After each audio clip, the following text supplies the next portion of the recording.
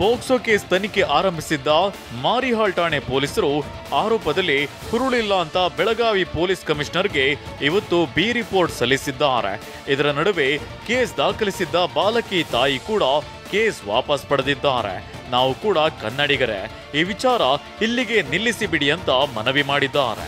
ಇದು ಆದದ್ದು ಟಿಕೆಟ್ ಸಲುವಾಗಿ ಸರ್. ಇದು ಕನ್ನಡ ಮರಾಠಿ ಅಂತ ಪ್ರಶ್ನೆನೇ ಬರೋದಿಲ್ಲ ಇದರಲ್ಲಿ.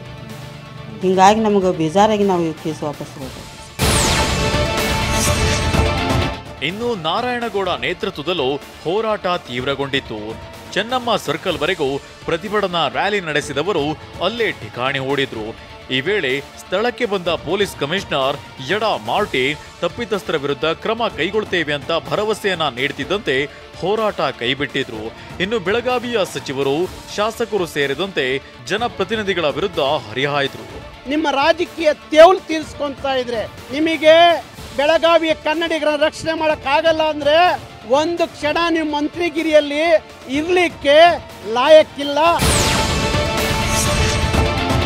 ಮಹಾರಾಷ್ಟ್ರದ ಕೊಲ್ಲಾಪುರ, ಪುಣೆಯಲ್ಲಿ ರಾಜ್ಯ ಸಾರಿಗೆ ಸಿಬ್ಬಂದಿ ಮೇಲೆ ದಿನಕ್ಕೊಂದು ಹಲ್ಲೆ ಆಗ್ತಿದ್ದಂತೆ ಉಭಯ ರಾಜ್ಯಗಳ ನಡುವಿನ ಬಸ್ ಸಂಚಾರ ಸ್ಥಗಿತಗೊಂಡಿದೆ. 250 ಬಸ್ಗಳು ನಿಲ್ದಾಣದಲ್ಲಿ ನಿಂತಿವೆ.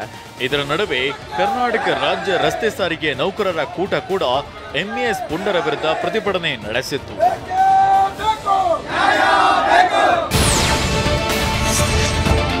ಕಾಸರಗೋಡು ಟೊಂಕ ಬಂದರು ಸರ್ವೆ ಕಾರ್ಯ ನಡೆಯುತ್ತಿದೆ. ಇದಕ್ಕೆ ಸ್ಥಳೀಯ ನಿವಾಸಿಗಳು ತೀವ್ರ ವಿರೋಧ ವ್ಯಕ್ತಪಡಿಸಿದ್ರು.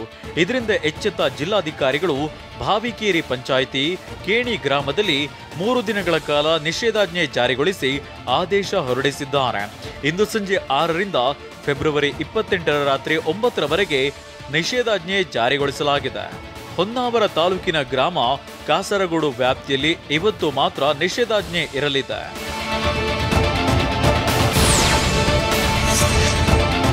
ಚಿತ್ರದುರ್ಗದ ರೇಣುಕಾಸ್ವಾಮಿ ಕೊಲೆ ಕೇಸ್ ಆರೋಪ ಹೊತ್ತಿರೋ A1 ಪವಿತ್ರ ಗೌಡ, A2 ದರ್ಶನ್ ನಿನ್ನೆ ಕೋರ್ಟ್ಗೆ ಹಾಜರಾಗಿದ್ರು. ಕೋರ್ಟ್ನಲ್ಲಿ ಇಬ್ಬರು ಎದುರು ಬದುರಾದ್ರೂ ಒಬ್ಬರಿಗೊಬ್ಬರು ಮಾತನಾಡಲಿಲ್ಲ. ಕೋರ್ಟ್ನ ಕಟಕಟೆ ಬಳಿ ಪವಿತ್ರ ಗೌಡ ಕೈಕಟ್ಟಿ ನಿಂತುಕೊಂಡ್ರೆ ದರ್ಶನ್ ಬೆಂಚ್ ಮೇಲೆ ಕೂತಿದ್ದ.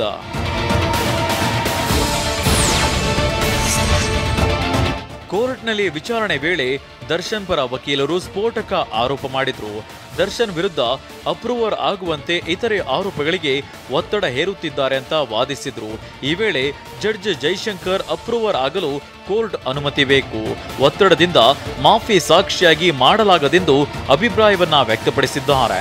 ಅಷ್ಟೇ ಅಲ್ಲದೆ ನೀವು ಅರ್ಜಿ ಹಾಕಿದ್ರೆ ಈ ಬಗ್ಗೆ ವಿಚಾರಣೆ ನಡೆಸಬಹುದು ಅಂತ ಜಡ್ಜ್ ಜೈಶಂಕರ್ ದರ್ಶನ್ ಪರ ವಕೀಲರಿಗೆ ಹೇಳಿದ್ದಾರೆ.